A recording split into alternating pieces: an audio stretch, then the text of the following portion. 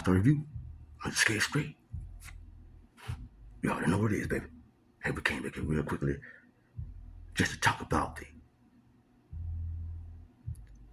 arguments that are not before the U.S. Supreme Court, where they're trying to hold former President Trump accountable for what them folk miscreants, the mob, did at the nation's capital. Okay? Now, they're having oral arguments right now. Now, I'm going to go ahead and tell you something.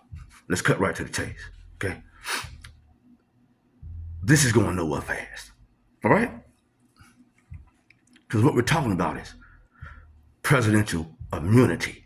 Does the president have immunity? And is what Trump did that day characterized as an official act? And if so, does that give him immunity from that? I'm going to tell you something just from listening to the first day's arguments. Look, the Supreme Court even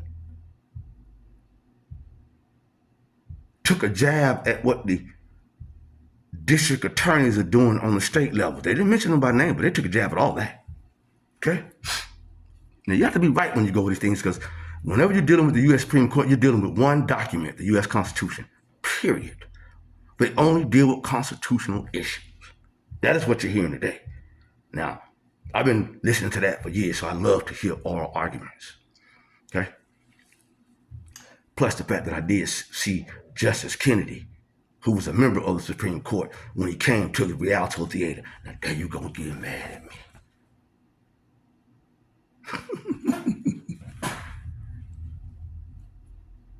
Okay?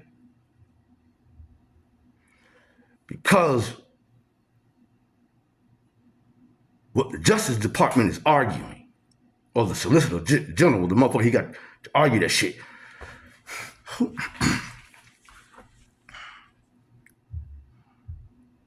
The people that's doing this,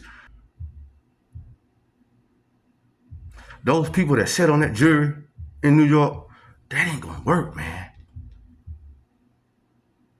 It ain't no way they would have got me to sit on no jury against no president. And I would have told them motherfuckers that shit, y'all out of y'all motherfucking mind, dude. This don't vibe well with me. I'm not gonna sit and do nothing against no U.S. president. Fuck you, nigga. Okay? Because what? These scoundrels, the argument that they're using is they're trying to, it's called statutory interpretation. They're saying he isn't covered. He isn't immune. And they keep going back because the court recognizes that the statute that this guy keeps referencing doesn't even mention the president. And most statutes that you can reference gives very limited mention of the president, man. Listen, and like they told him, Article 2 is exclusive, so you can't even come around with that bullshit. Okay? Listen, the folk are saying the same shit I'm saying, but they're using legal language, and I love it because it's beautiful language. Okay? If his interpretation is correct, then they are concerned that prosecutors all over this country would be able to go after U.S. presidents for any reason, like they're doing now during an election season. They keep coming back to the fact that, listen, if you're coming to us and arguing from a statutory standpoint that this man is guilty, then, and if in fact that, okay, you can't show us any statutes where this act that you're telling us he's committed is covered, then we're not the body that you need to be going to. That's something that the U.S. Congress has to take up, not the courts. Nigga, that's a goddamn motherfucking president any goddamn way, man. You can't see these folk trying to goddamn lessen and denigrate everything over here.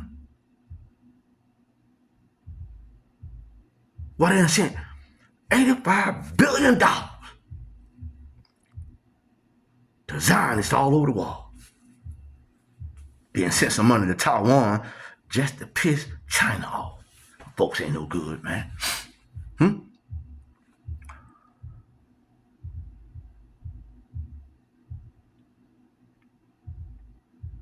Trump is going to have immunity. And it won't be one argument. It won't be a unanimous decision.